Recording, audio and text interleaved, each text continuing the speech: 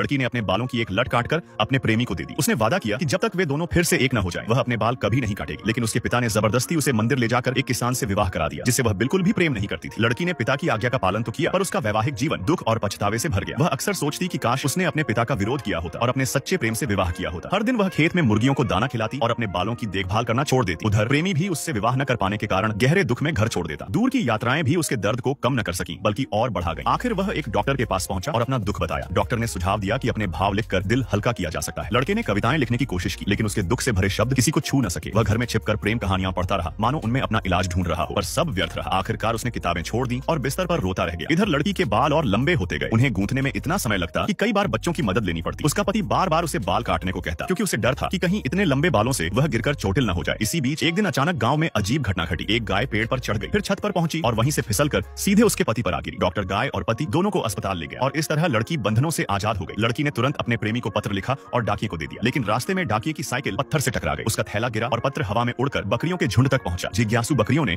उस पत्र को खाना समझकर चबा डाला। लड़की को इस घटना की जानकारी न थी। वह बेसब्री से जवाब का इंतजार करती रही, पर उसे कभी कोई उत्तर नहीं मिला। उधर उसके बाल और भी लंबे हो गए, जिन्हें संवारने के लिए अब बच्चों की पूरी टोली की जरूरत पड़ने लगी। इसी दौरान उसे अपने प्रेमी की आवाज सुनाई दी। तभी उसे पता चला कि उसकी पसंदीदा लेखक का निधन हो गया है। वही लेखक जिसकी किताबों की वजह से वह और उसका प्रेमी एक दूसरे से मिले थे। लंबे बालों के कारण उसके लिए बाहर निकलना मुश्किल था, फिर भी उसने लेखक के अंतिम संस्कार में जाने का निर्णय लिया। उधर लड़के को भी लेखक की मृत्यु का समाचार मिला। पहले से ही टूटा हुआ दिल यह खबर सुनकर और बिखर गया। वह डॉक्टर के पास गया, लेकिन इस बार डॉक्टर ने साफ कह दिया, अब कोई इलाज नहीं, सीधे अंतिम संस्कार में जाओ। आखिरकार लेखक के अंतिम संस्कार में लड़का और लड़की आमने सामने आ गए। भीड़ के बीच से निकलकर लड़के ने लड़की को कसकर गले लगा लिया। दोनों चर्च से बाहर आए, अतीत को पीछे छोड़ दिया और अपने नए जीवन की शुरुआत की। एक ऐसा जीवन जो केवल उनका था।